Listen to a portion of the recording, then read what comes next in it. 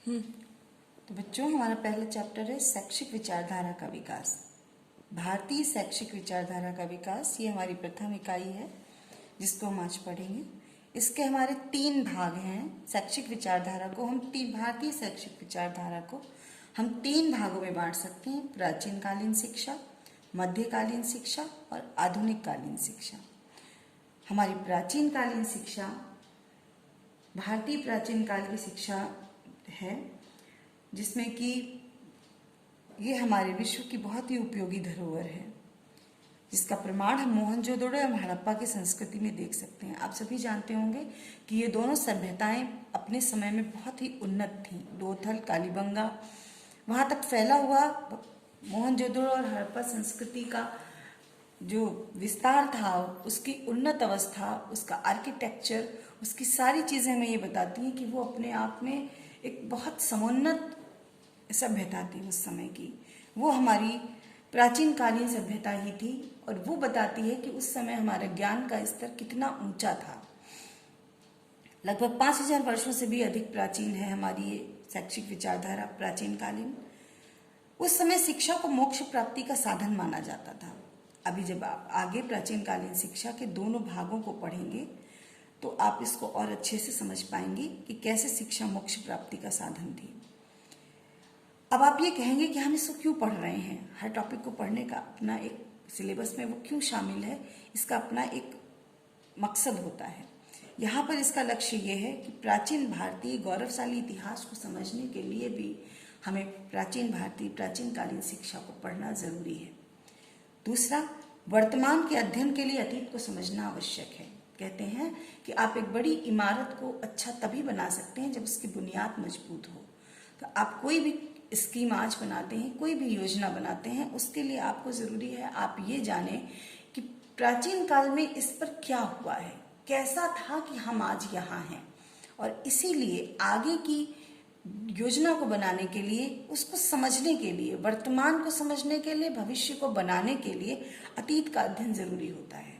और इसीलिए आपके सिलेबस में हमारी पूरी शैक्षिक विचारधारा का विकास शामिल है और इसीलिए हम इसको बहुत डिटेल में पढ़ने जा रहे हैं। कहते हैं कि अगर आप किसी पीढ़ी को बनाना चाहते हैं तो आप उसे शिक्षा दीजिए। आपने सुना होगा ना कि पेड़ लगाइए, फल खाने हो तो पेड़ लगाइए।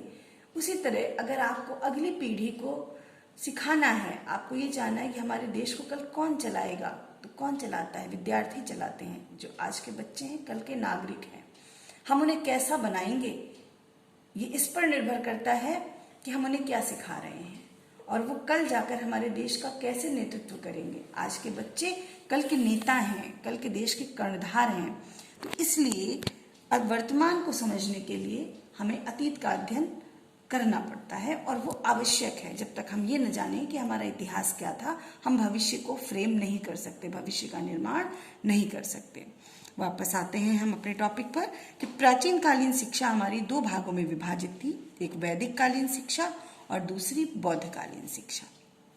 इन दोनों टॉपिक्स को हम अपने अगले, जब हम इस चैप्टर को खत्म कर लेंगे, इसका सामान्य परिचय, तो उसके बाद हम इसको डिटेल में पढ़ेंगे। एक इंटीग्रेटेड तौर पर जो आप दोनों में एकीकृत तौर पर देखेंगे कि वैदिक कालीन शिक्षा में और बौद्धकालीन शिक्षा में दोनों में क्या कॉमन था, क्या ऐसा सामान्य तत्व थे जो प्राचीन भारतीय शिक्षा को एक अलग रूप प्रदान करते हैं।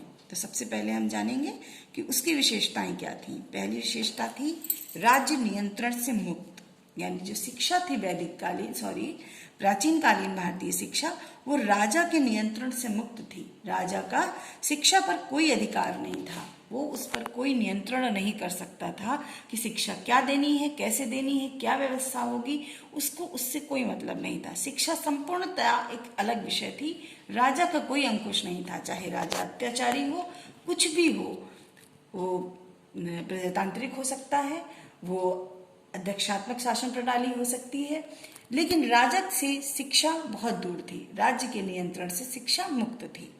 दूसरा, निःशुल्क शिक्षा व्यवस्था थी, विद्यार्थी से कोई शुल्क शिक्षा व्यवस्था में नहीं लिया जाता था। व्यापक स्वरूप एवं उद्देश्य, प्राचीन कालीन शिक्षा का स्वरूप अत्यंत व्यापक था और उद्देश्य भी व्यापक था। उसका स्वरूप व्यापक ऐसे था कि वो केवल औपचारिक ही नहीं थी, गुरुकुलों में चलती थी, बौद्ध विहारों में दी जाती थी और जीवन पर्यंत चलती थी। ये नहीं था कि शिक्षा को हमने ले लिया, अब हमारा काम हो गया।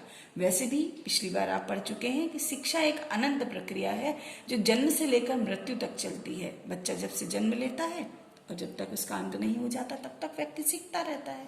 तो ये हमारे जीवन पर्यंत चलने वाली प्रक्रिया है। प्राचीन भारतीय शिक्षा में शिक्षा के इसी स्वरूप को अपनाया गया था। स्वाध्याय के माध्यम से जीवन भर लोग शिक्षा से जुड़े रहते थे और उसका उद्देश्य भी व्यापक था। स्वरूप भले ही धार्मिक था उसका, लेकिन वो पूरे जीवन के विकास के लिए आवश्यक थी। उसका उद्देश्य ये था कि वो चाहे वो ब्रह्मचर्य आश्रम हो, चाहे वो गृहस्थ आश्रम हो, वानप्रस्थ हो और संन्यास हो, सब पर व्याप्त थी हमारी प्राचीन भारतीय शिक्षा। इसका पाठ्यक्रम भी व्यापक था। अभी आगे आप पढ़ेंगे जब हम आपको डिटेल में पढ़ाएंगे कि लगभग जीवन के हर पक्ष को अपने पाठ्यक्रम में प्राचीन भारतीय शिक्षा में शामिल किया गया था। जीवन अत्यंत अनुशासित था। जैसे आज हम कहते हैं ना अनुशासन के लिए कि अनुशासन रहना चाहिए, व्यक्ति को अपने नियमों में बंधा होना चाहिए, उसी तरह प्राचीन भारतीय शिक्षा में भी हमारे अनुशासन बहुत ही महत्वपूर्ण तत्व था। हर छात्र अनुशासन से जुड़ा था, हर गुरु अनुशासन से जुड़ा था और चूंकि अनुशासन से जुड़ा था इसीलिए इतनी वृहत रूप की व्यवस्था बिना राजक के नियंत्रण से संभव हो पाती थी और व्यवस्था चल भी तभी पाती थी। गुरु और शिष्य के संबंध भी बहुत मधुर थे। ये इसकी अपनी एक जिसको आप कह सकते हैं कि बड़ी विशिष्ट सी विशेषता थी कि गुरु और शिष्य के मधुर संबंध। मानस पिता कहा जाता था गुरु शिष्य का, मानस पिता यानी एक पिता तो वो गुरुकुल में आने से पहले उसके जो जनक हैं वो घर पर रह गए और जब वो जिनके शिष्यत्व में आकर वो शिक्षा ग्रहण कर रहा है वो उसके मानस पिता हैं। यानी मन से जो उनके मस्तिष्क का निर्माण कर रहे हैं, जो उसको व्यक्ति बना रहे हैं, एक उन्नत नागरिक बना रहे हैं, उसके भविष्य को संवार रहे हैं। तो ऐसे में गुरु वो मानस पिता कहलाते थे और गुरु और शिष्य का संबंध भी अत्यंत मधुर होता था हमारे प्राचीन कालीन भारतीय शिक्षा में। अब कोई भी चीज हमेशा संपूर्ण नहीं होती, उसका कुछ सकारात्मक पक्ष होता है तो नकारात्मक पक्ष भी होता है। ये जो आपने ऊपर देखी ये उस प्राचीन भारतीय शिक्षा की अपनी विशेषताएं थी। कुछ दोष भी थे। दोष क्या है? अति सर्वत्र वर्जयेत, यानी कहीं भी अति नहीं होनी चाहिए। तो कुछ चीजों की अति भी हो गई थी। अति क्या थी? अत्यधिक धार्मिकता आ गई थी, वैज्ञानिकता का अभाव हो गया था। भौतिक चीजों के प्रति संसार में तो रहना है तो रोटी दाल चावल की चिंता तो करनी पड़ेगी। तो उसमें क्या था कि हम मोक्ष के लिए इतना ज़्यादा अपने आप को शिक्षा, मोक्ष, ईश्वर, ज्ञान और आध्यात्मिकता में डूब गए थे कि हम धार्मिक बहुत ज़्यादा हो गई थी हमारी ये शिक्षा प्रणाली। तो इस वजह से ये एक दोष था इसका, क्योंकि हमें संसार की चिंता भी करनी होती है। दूसरा दोष था विचारों की स्वतंत्रता का अभाव। ये भी एक बहुत ही कटु सच्चाई है कि हमारी प्राचीन भारतीय शिक्षा रखने पर बल देती थी और इसीलिए अपनी तरफ से सोचने समझने की क्षमता पर कहीं ना कहीं उसने रोक लगा रखी थी। ये तो था कि वो व्यापक थी, लेकिन एक परंपरा पर चलने लगी थी, परंपरावादी। और जहाँ हम परंपरावादी हो जाते हैं, पानी रुक जाता है, तो सिंपल सी बात है कि पानी हमारा वहाँ पर गंदा हो जाएगा।